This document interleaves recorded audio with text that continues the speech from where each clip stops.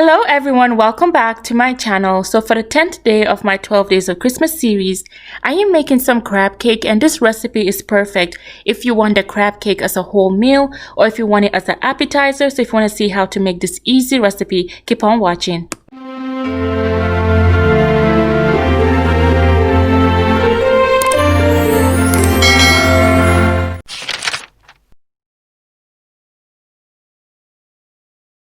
So for my crab cake, I am mixing my dry ingredients and my wet ingredients separately. But honestly, you can just mix your seasoning with your wet ingredients and add your dry ingredients last. But I am using panko breadcrumbs and I'm using 1/3 cup of that.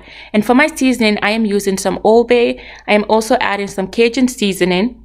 Then this part is optional, but it adds a lot of kick, some smoked paprika, and finally I am adding just a pinch of black pepper, about 1/4 teaspoon. We're just gonna mix everything together, and I will have the detailed recipe in the description box as always. Make sure all of the seasoning, everything is combined. And now for our wet ingredients, I am adding 1 whole egg to a bowl, and then 3 tablespoons of mayo.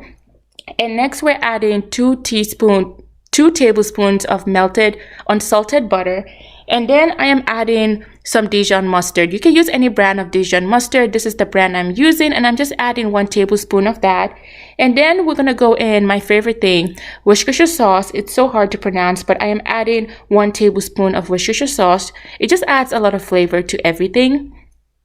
And then I am adding 2 tablespoons of freshly squeezed lemon juice. You can use a lemon juice in a bottle, but I just like fresh ingredients.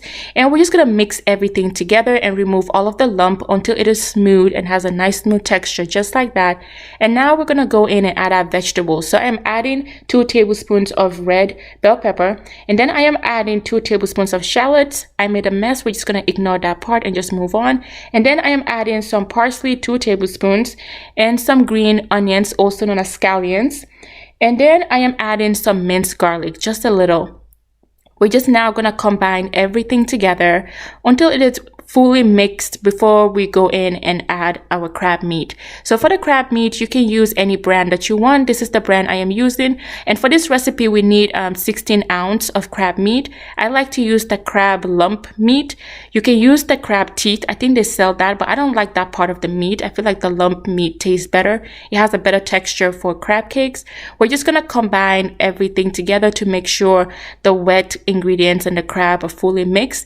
And now we're gonna add the dry ingredients that we mixed earlier. Now to get messy, you can use your hands. I have on gloves. I'm just gonna go in and just make sure everything is fully mixed.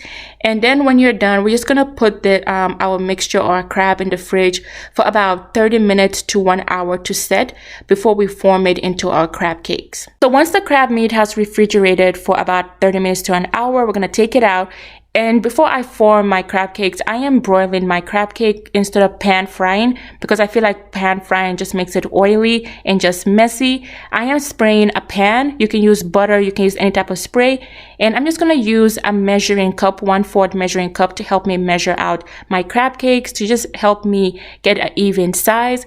You can make it into a big size or you can make it into a smaller appetizer size. I had to go back in to add more crab meat to make it bigger, but this is it. I just put mine in the oven at low broil for about 20 minutes, and I put my tray in the middle of the oven, and it was done within 20 minutes. But if you make smaller crab cakes, make sure you check it, probably 15 minutes.